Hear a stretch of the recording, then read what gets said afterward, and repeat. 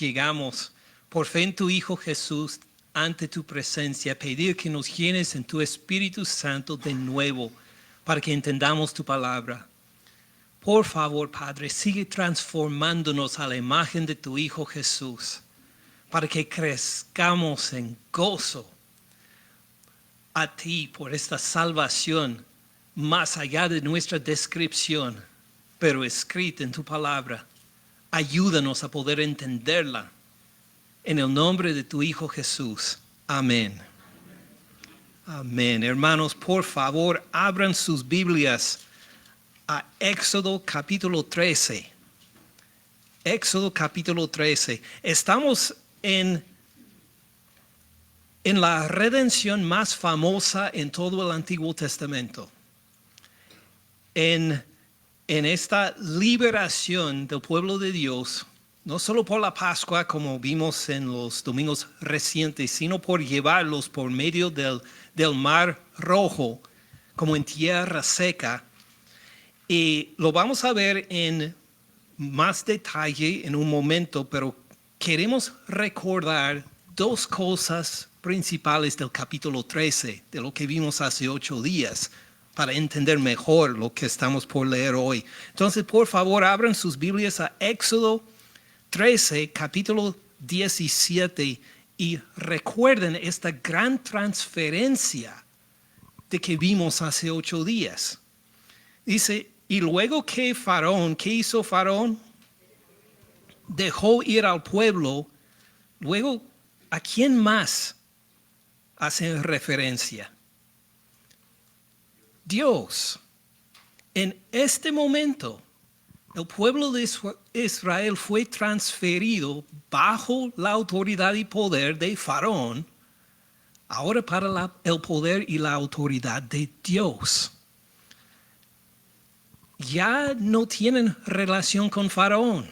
Faraón los dejó ir y ahora Dios los dirige. Dios no los llevó por el camino de la tierra de los filisteos, que estaba cerca, porque dijo Dios para que no se arrepiente el pueblo cuando vea la guerra y se vuelva a Egipto. Y recuerden que vimos que aunque las palabras como pastor o rebaño o ovejas no aparecen en este relato, es exactamente así como se presenta Jehová Dios ante su pueblo. Mírenlo otra vez, versículos 20, 21 y 22 del capítulo 13. En 13, 21, Jehová iba delante de ellos, y así iban los pastores, y así van los pastores aún hoy en día en el Medio Oriente. Los que tienen rebaños y que los están pastoreando no hacen como nosotros los norteamericanos a pastorear ovejas, que en estados como Texas pues utilizan los caballos y los perros que empujan a las ovejas desde atrás. En el Medio Oriente el pastor va delante de su rebaño para pastorearlos, para guiarlos a los pastos. Jehová iba delante de ellos de día como una columna de nube para guiarlos por el camino, y de noche en una columna de fuego para alumbrarles, a fin de que anduvieran de día y de noche. Y fíjense en la fidelidad del buen pastor, que es Dios para su pueblo. Nunca se apartó de delante del pueblo la columna de nube de día, ni de noche la columna de fuego. Siempre estaba para apacentarlos, para pastorearlos, para guiarlos. Entonces, así es el retrato de Jehová Dios que vimos hace 8 días. Es el buen pastor de su pueblo. Y aquí mismo se hace la transferencia que Israel ya no pertenece a Faraón, no están bajo la autoridad de Faraón, sino que ahora se han cambiado a estar bajo la autoridad de Jehová Dios, su buen pastor. ¿Estamos de acuerdo? Amén. Pero desafortunadamente había dos grupos de personas que no estaban convencidos. Primero, Faraón y los suyos no estaban convencidos de esta transferencia de poder sobre las ovejas. Miren capítulo 14, versículo 5.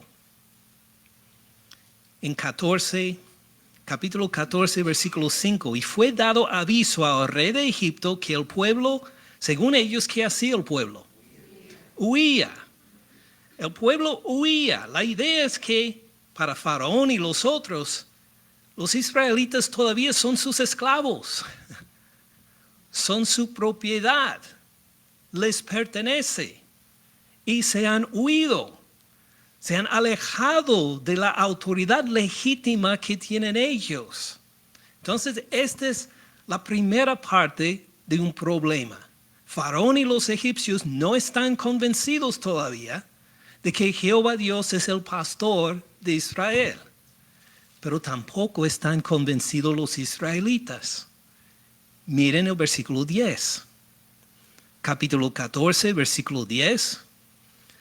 Cuando Faraón se hubo acercado, cuando los hijos de Israel están a la orilla del mar, cuando Faraón se hubo acercado con sus carros y con su ejército, los hijos de Israel alzaron sus ojos y he aquí que los egipcios venían tras ellos, por lo que los hijos de Israel, ¿qué hicieron? Temieron en gran manera. Y clamaron a Jehová y dijeron a Moisés, ¿no había sepulcros en Egipto que nos has sacado para que muramos en el desierto? ¿Por qué has hecho así con nosotros, que nos has sacado de Egipto? ¿No es esto lo que te hablamos en Egipto, diciendo, déjanos servir a los egipcios? Porque mejor nos fuera servir a los egipcios que morir nosotros en el desierto. Entonces los hijos de Israel temen. ¿A quién temen? A Faraón, precisamente. Todavía temen a Faraón. Temen a Faraón más que temen a Dios. Pues este es el problema. Pues tenemos pues el retrato correcto para empezar. Jehová Dios es el pastor fiel a sus ovejas y los va pastoreando hasta la orilla del mar. Pero Faraón no está convencido de que Jehová es el pastor de Israel. Y tampoco los israelitas están 100% convencidos todavía. Temen más a Faraón que temen a Jehová Dios. Entonces, Jehová Dios va a hacer un evento tan maravilloso que va a convencer a los dos grupos de su autoridad. Va a convencer a Faraón de que él sí es el pastor, es el Dios de Israel. Y va a convencer a los israelitas a temer a él más que a Faraón. ¿Tiene sentido? Y así llegamos entonces al pasaje que examinamos el día de hoy. Capítulo 14, versículo 15. Entonces Jehová dijo a Moisés, ¿por qué clamas a mí? Di a los hijos de Israel que marchen. ¿Que marchen? ¿Dónde? Tú, alza tu vara, extiende tu mano sobre el mar y divídelo. Y entren los hijos de Israel por en medio del mar, en todo el lodo, no, en seco. Y he aquí, yo endureceré el corazón de los egipcios para que los sigan. Yo me glorificaré en Faraón y en todo su ejército, en sus carros y en su caballería, y sabrán quiénes, los egipcios, que yo soy Jehová. Él va a convencer a Faraón y los suyos que Él pelea por Israel. Él es el pastor de ellos. Él es el Dios de ellos. El pueblo de Israel ya no pertenece a Faraón y los suyos. Sabrán los egipcios que yo soy Jehová cuando me glorifique en Faraón, en sus carros y en su gente de a caballo. Entonces, esta es la estrategia de Dios de manifestar su gloria como el pastor fiel de Israel, por convencer ambos, a los egipcios y a los israelitas, de su gloria como pastor fiel de Israel. Tiene sentido hasta ahora. Pero esto no es lo único que comunica Dios sobre este evento maravilloso. Nos señala más cosas que tal vez los israelitas nunca percibieron en este momento, que tal vez Moisés ni reconoció, pero algo que está en el texto que nosotros hoy en día también podemos ver y apreciar con ellos, que hay algo más también pasando acá. Pues mírelo en el versículo 19. El ángel de Dios que iba delante del campamento de Israel se apartó e iba en pos de ellos. Asimismo, la columna de nube que iba delante de ellos se apartó y se puso a sus espaldas. E iba entre el campamento de los egipcios por un lado y el campamento de Israel por el otro lado. Y ¿era qué? Nube y tinieblas. Fíjense en estas palabras, nube y tinieblas para aquellos, hablando de los egipcios. Para los egipcios era tinieblas. ¿Y qué hacía a Israel? Alumbraba a Israel de noche. Había tinieblas por un lado, había luz por el otro lado. Y toda aquella noche nunca se acercaron los unos a los otros. Hubo una división completa entre los dos grupos, un grupo en las tinieblas, el otro grupo en la luz. Extendió Moisés su mano sobre el mar e hizo Jehová que el mar se retirara por un recio viento oriental toda aquella noche. Algo que vimos hace tiempo cuando estuvimos en el libro de Génesis es que en el hebreo se utiliza la misma palabra para el viento y para el espíritu. Algo parecido pasa en el latín también. Tiene la palabra del viento y espíritu, espíritus. Así es en el hebreo. La palabra ruah es ambos para el viento, es para el espíritu. Ahora, no son intercambiables. Aquí habla del viento, obviamente.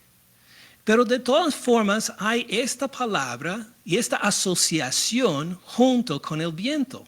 Nos hace recordar también, pues, el espíritu. ¿Okay? Sigamos leyendo.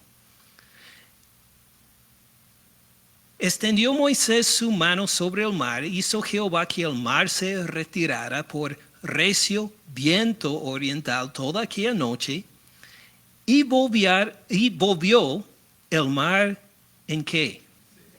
En seco. El mar, pues no dejó lodo, pues dejó tierra seca. Impresionante. Las aguas quedaron ¿cómo? Divididas.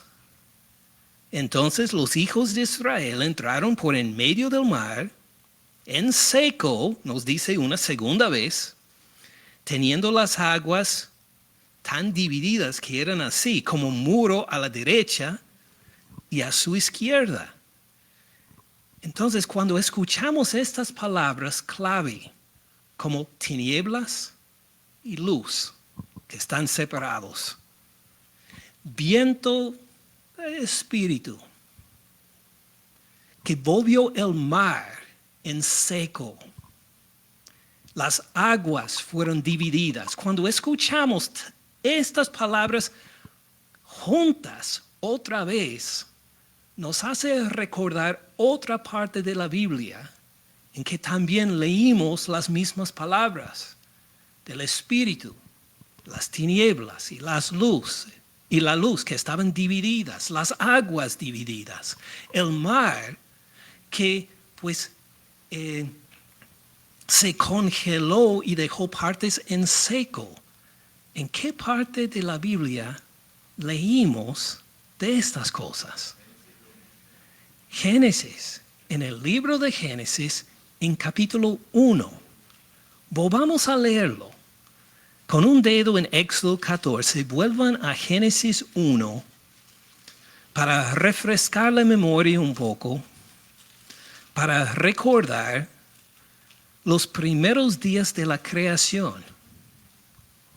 Génesis capítulo 1, versículo 1. En el principio creó, ¿quién estuvo ya en el principio? Dios ya existió, ya es completo antes de la creación. Nuestro Dios es eterno, así nos declaran las primeras palabras de Génesis. En el principio creó Dios los cielos y la tierra. La tierra estaba desordenada y vacía. ¿Y qué estaba sobre? Las tinieblas estaban sobre la faz del abismo. ¿Y quién?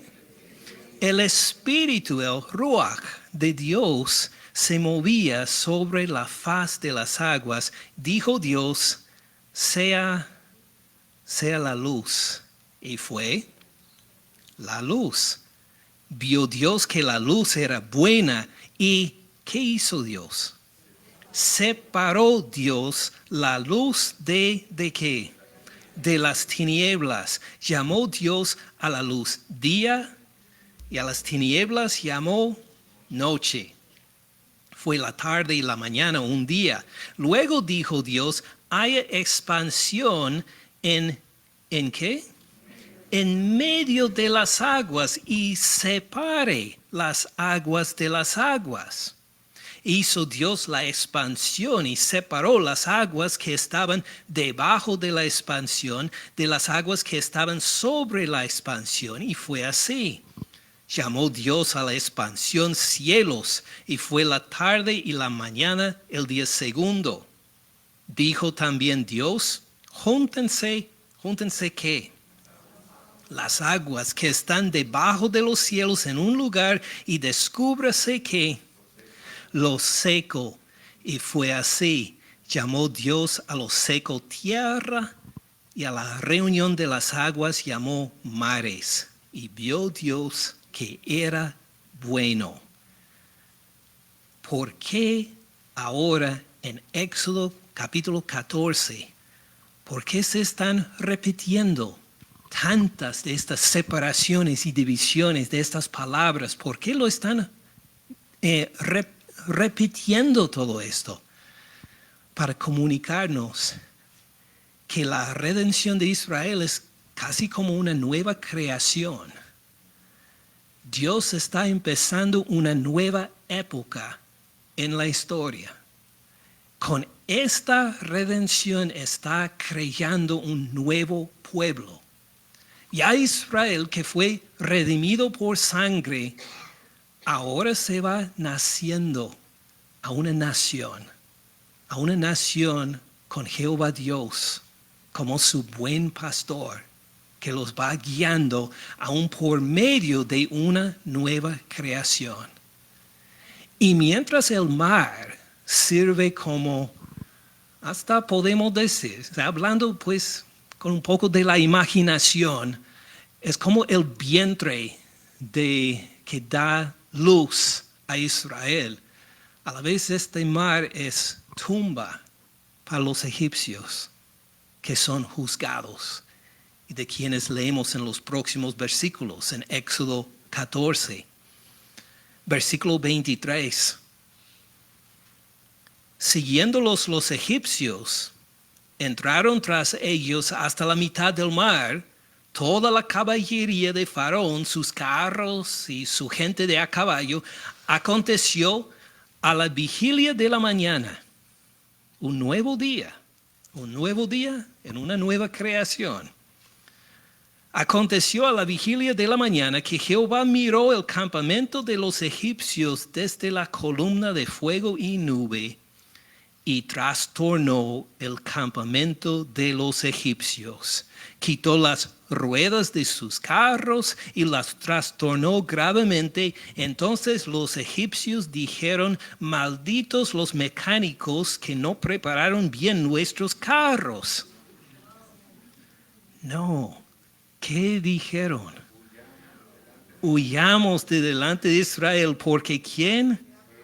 Jehová pelea por ellos contra los egipcios. Ahora están convencidos que Jehová tiene autoridad y soberanía sobre esta situación, que Jehová ha tomado el pueblo de Israel, que el pueblo de Israel ya no les pertenece a ellos, que ahora son propiedad de Dios. Exactamente como Dios les había dicho que Él se iba a glorificar a los ojos de los egipcios por las acciones que iba a hacer.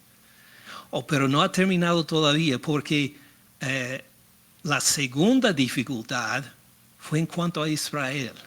Israel estaba convencido hasta este momento de que Jehová era el buen pastor de ellos. En realidad vimos que temían más a Faraón, ¿verdad?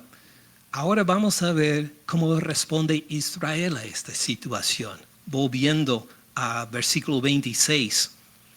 Jehová dijo a Moisés: extiende tu mano sobre el mar para que las aguas vuelvan sobre los egipcios, sobre sus carros, sobre su caballería. Entonces Moisés extendió su mano sobre el mar. Cuando amanecía, el mar se volvió en toda su fuerza.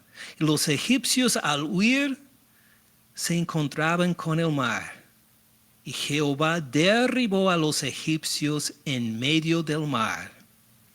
Volvieron las aguas, cubrieron los carros y la caballería. Todo el ejército de Faraón que había entrado tras ellos en el mar, no quedó de ellos ni uno. Y los hijos de Israel fueron por en medio del mar, en seco, teniendo las aguas por muro a su derecha y a su izquierda. Así salvó Jehová aquel día a Israel de la mano de los egipcios. E Israel vio a los egipcios muertos a la orilla del mar. Entonces, recordando, capítulo 14, versículo 5. 14:5. ¿Quiénes huían? Según Faraón, ¿quiénes huían? Israel huía. Israel huye de nosotros. En capítulo 14, al final del capítulo, versículo 27, ¿quiénes huyen? Los egipcios. Exactamente. Los egipcios ahora tienen temor apropiadamente a Dios. Como vimos en versículos 10, 11, 12 de este capítulo, Israel temía ¿a quién? A Faraón. Ahora, ¿a quién teme Israel? Léanlo en versículo 31. Vio Israel aquel grande hecho que Jehová ejecutó contra los egipcios, y el pueblo temió a Jehová. Y creyeron a Jehová y a Moisés, su siervo. Pusieron su fe en él, exactamente como Jehová Dios había planeado. ¿Tiene sentido? Rápidamente vamos a mirar una conexión en los salmos. Recuerden que hace 8 días hablamos de la conexión del Salmo 23 con este evento en el libro de Éxodo. Vamos a verlo otra vez, pero solo fijándonos en el versículo 4. Vuelvan al Salmo 23, versículo 4.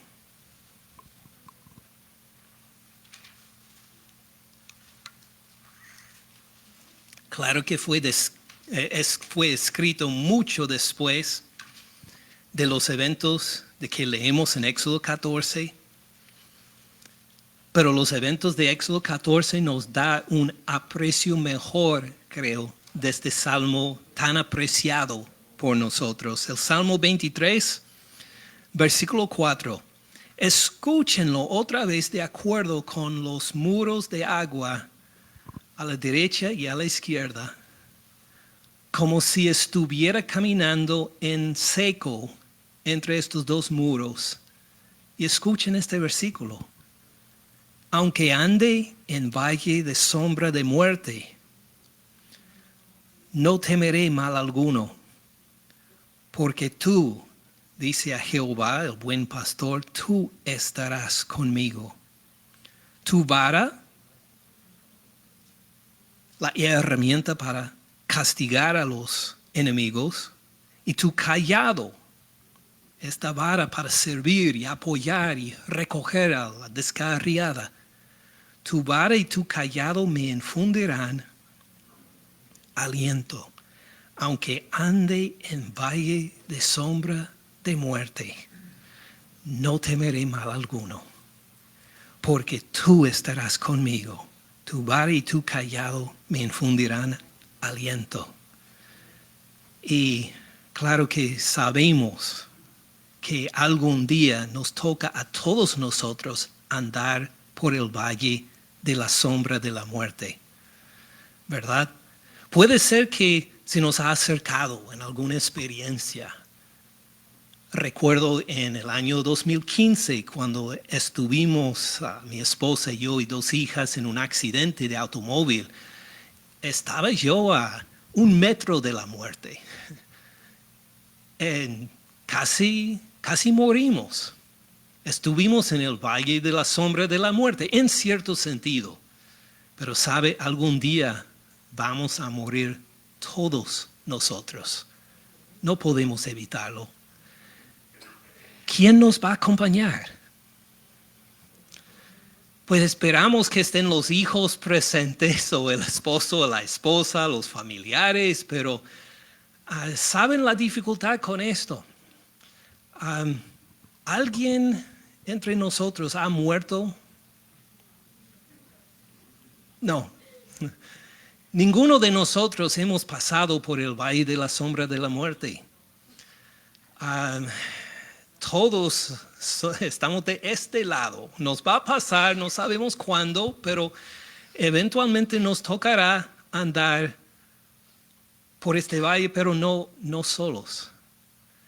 Porque conocemos a alguien que ya murió y que resucitó, nuestro Señor Cristo Jesús. Él anduvo por este valle y Él nos acompaña. Tú estarás conmigo. Él nos acompaña, si tenemos fe en Él, claro. Él nos acompaña por este valle de la sombra de la muerte. Y no tenemos de qué temer, porque vamos a entrar una nueva época de nuestra relación con Él.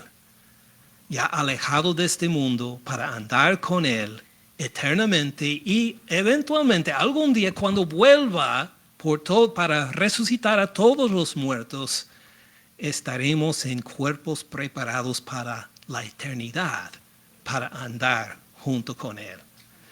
Así que cuando nos toca este día de andar en valle de sombra de muerte, que no temamos, que guardemos silencio y gozo, reconociendo que alguien está con nosotros y no tenemos que temer, con tal que tengamos fe en el Señor Cristo Jesús. Si no tenemos fe en el Señor Cristo Jesús, va a ser algo horrible tener que pasar por el valle de la sombra de la muerte. Por eso, Dios nos advierte, nos da estos ejemplos para que pongamos nuestra fe en el Señor Cristo Jesús, crucificado en la cruz por todos nuestros pecados, por todas nuestras rebeliones, en nuestro lugar. El que resucitó de entre los muertos en victoria sobre nuestros pecados y nuestras transgresiones para darnos vida eterna junto con Él también. Amén. ¿Tiene sentido? Padre Celestial, gracias por este ejemplo para Israel, por esta nueva creación de un nuevo pueblo, aún dejándonos saber que aunque andemos en valle de sombra de muerte, tampoco debemos temer, sino que miremos esta gloriosa salvación que nos das en Cristo Jesús, el que fue crucificado en la cruz por todas nuestras transgresiones y pecados. Gracias por el Señor Cristo Jesús, nuestro buen pastor.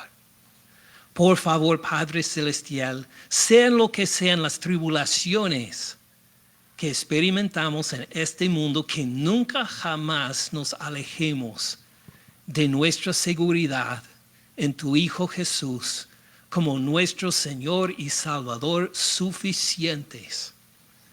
Gracias, Señor Jesús, por esta promesa. Y, Señor, pues te amamos con todo nuestro corazón por habernos amado primero, por haberse ofrecido como propiciación nuestra. Gracias, Señor Cristo Jesús. En tu nombre oramos. Amén.